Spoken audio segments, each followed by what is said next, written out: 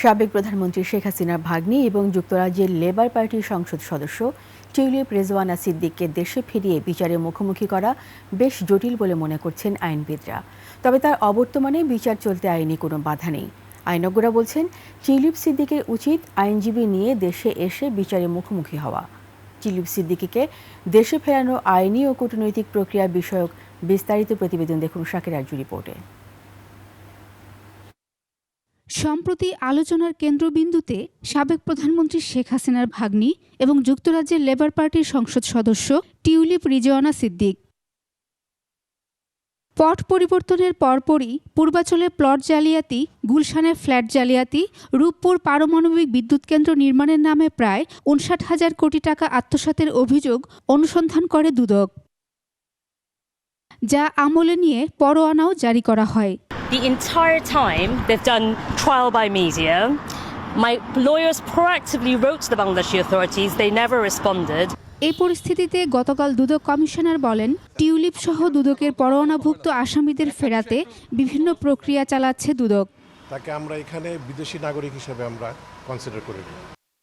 নির্বাচন কমিশনের তথ্য অনুযায়ী ব্রিটিশ নাগরিক টিউলিপ সিদ্দিক বাংলাদেশেরও নাগরিক। কারো দ্বৈত নাগরিকত্ব থাকলে কোন প্রক্রিয়ায় হবে বিচার, আর দেশে ফেরানো সম্ভব কিভাবে, প্রশ্ন ছিল আইনবিদদের কাছে।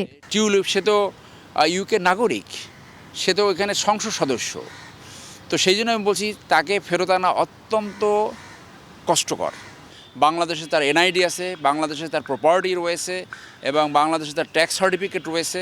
তার অ্যাবসেন্সে একজন পলাতক আসামির বিরুদ্ধে যেভাবে বিচার হয় সেভাবে বিচার হয়ে তাকে শাস্তি দিতে হবে।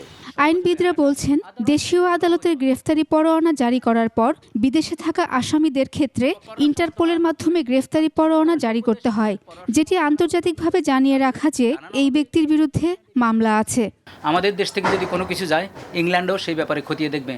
কারণ কিছুদিন আগে ইউরোপিয়ান ইউনিয়ন সহ ইংল্যান্ড, আমেরিকা মিলে দুর্নীতি প্রতিরোধে, বিশেষ করে ফাইন্যান্সিয়াল দুর্নীতি প্রতিরোধে তারা তাদের টাস্কফোর্স পাঠিয়েছে, দুদকের সাথে কথা বলেছে।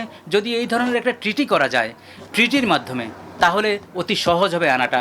কূটনৈতিকভাবে ফেরানোর চেষ্টা করা যেতে পারে। আছে যুক্তরাজ্যের সাথে অবৈধ অভিবাসীদের ফেরানোর চুক্তিও। একমাত্র উপায় হলো কূটনীতিকভাবে ফেরত আনা।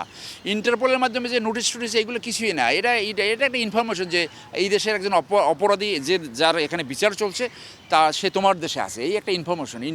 ইন্টারপোলের মাধ্যমে কাউকে ফেরত আনা যায় না। তবে টিউলিপ সিদ্দিকের বিরুদ্ধে দুর্নীতির অভিযোগ, পরোয়ানা জারি বিশ্বে একটা দুর্নীতি বিরোধী শক্ত বার্তা বহন করে বলে মত আইনজ্ঞদের। শাকিরা আরজু, ২১ টেলিভিশন, ঢাকা।